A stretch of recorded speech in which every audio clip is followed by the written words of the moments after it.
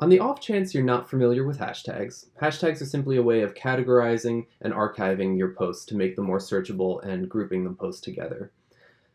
Hashtags were actually started in 2007 by a guy named Chris Messina. And Chris Messina noticed that on chat forums that used a certain format called Internet Relay Protocol, they would categorize the conversations using the pound sign.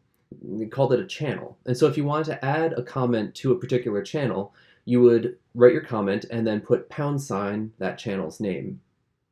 He also noticed that other locations on the internet, such as Flickr, the photo sharing site, or Haiku, a proto social media platform, used this sort of tagging scheme in order to group posts and help you find posts, find photos, find content that might be similar to what you had been looking at the time.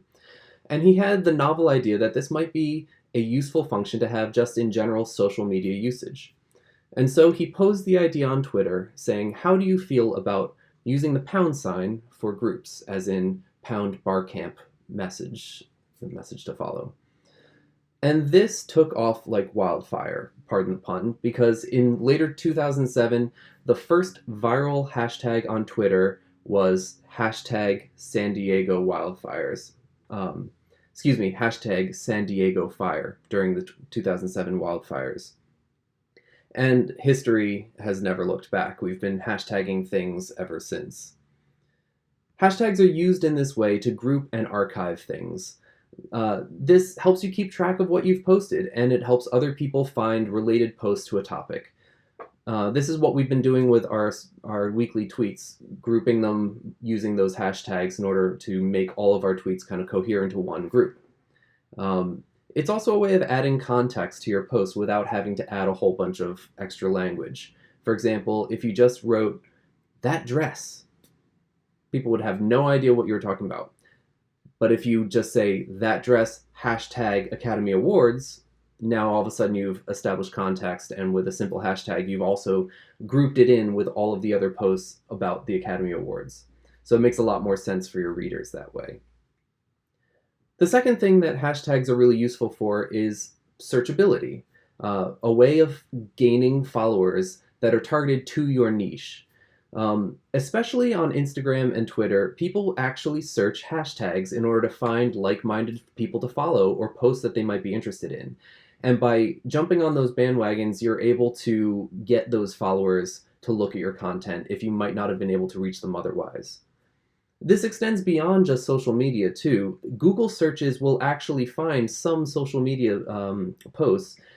Facebook, you can only find on Facebook. If you search for a post on Google, it won't show up. However, other platforms are not that way. For example, if you Google something, you might find Pinterest photos or Pinterest posts. Those actually do show up on Google, and hashtags can be a really good way to get them to show up where you want them to show up.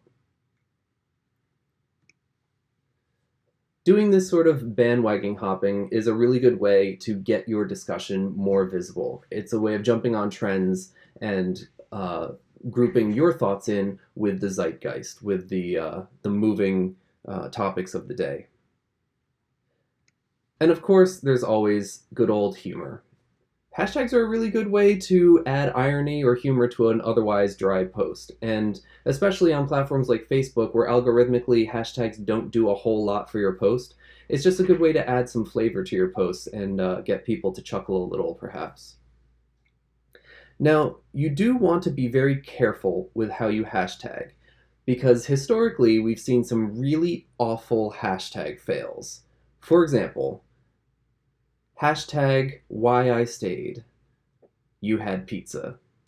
DiGiorno committed an awful faux pas when it decided to try and bandwagon hop and get in on this action of the trending hashtag why I stayed. What they didn't realize was the hashtag was actually created by Janae Palmer Rice. She was the wife of Ray Rice, the NFL player, and she created this hashtag to explain why she stayed with him after a very public domestic violence incident. And hashtag why I stayed was trending on Twitter because of the discussion around violence, around domestic abuse. And so it was in very poor taste for them to ignorantly join this discussion of why I stayed by saying that they had pizza. They very quickly realized their mistakes, and the tweet was only out for a couple of minutes before they retracted it and apologized, and they deleted the tweet. Did not read what the hashtag was about before posting. Oops, my bad. This did not prevent the backlash. Within seconds, they were flooded with criticisms and had to issue apologies for years to come. If you looked at their social media feed for about 3 years, it was probably 80% apologies for this incident. Even still, you get some mention to it. These things can follow you and haunt you. You might you might accidentally be making yourself into a jerk. So the rule of thumb is simply research. Before you think you're inventing a hashtag, search it, see if it already exists, because you might be joining a conversation you don't know you're joining, and it might not be appropriate for you to join it. The second thing that I would caution you is be careful what you ask for, because you just might get it. JP Morgan had the brilliant idea to ask people for questions, and then they would have their vice chairman, Jimmy Lee, answer those questions. It was their way of providing free career advice. They thought this was brilliant, get a lot of user engagement, but they didn't expect to actually receive the types of engagement that they got. For example, this only stirred up and riled up the angry followers who are discontent with JP Morgan's services, and they got such tweets as, quote, "Does the sleaze wash off? Hashtag ask JPM." And, quote, "When CEO Jamie Dimon eats babies, are they served rare? Hashtag ask JPM." So just because you propose something on Twitter doesn't mean that you get to control the outcomes. You have to be willing to accept whatever you get in return if you're opening this up to this truly many-to-many phenomenon. So be careful what you ask for, because you just might get it. Thirdly, don't be spammy. Hashtags are one of the easiest ways to accidentally look like a robot. You don't want to overuse hashtags to the point that you either clutter your sentences or make it look like you're just trolling people for likes. There are actually a lot of programs, a lot of apps and social media management tools that can help you find good hashtags and trending hashtags, but sometimes they can go crazy and haywire, and you end up with posts like this where you're trying to promote high salary jobs for Filipinos, and you end up hashtagging Miami Heat, NBA Finals, The Voice, Good Morning. Just makes no sense. And it just looks like this was created by a robot. And algorithmically speaking, it is proven that it will not get very much engagement. It's actually filtered out more and more because of all of the trouble that we've had with fake news and spam on social media. These kind of posts get filtered out from people being able to see them. You can actually get kicked off of some social media platforms for looking like you're not a real human because of things like hashtag usage. So you want to make sure that you're using your hashtags judiciously. So what kind of hashtag usage should we be striving for? Well, turns out it varies a lot by platform. Take a look at this. A study on Twitter's hashtag usage found that 24% of the tweets they measured used hashtags.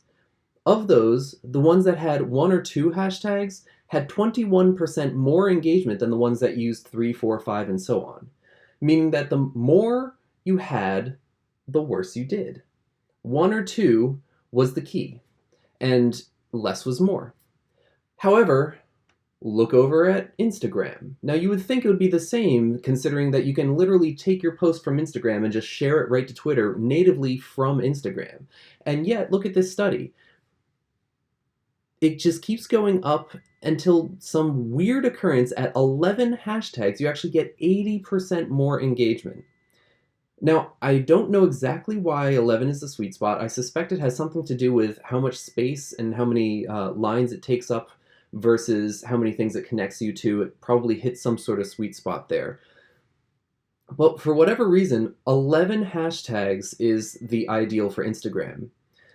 So imagine taking your 11 hashtag posts on Instagram and then sharing it over to Twitter, where 11 is going to get it seen by nobody. You have to actually be very judicious in how you hashtag for each platform.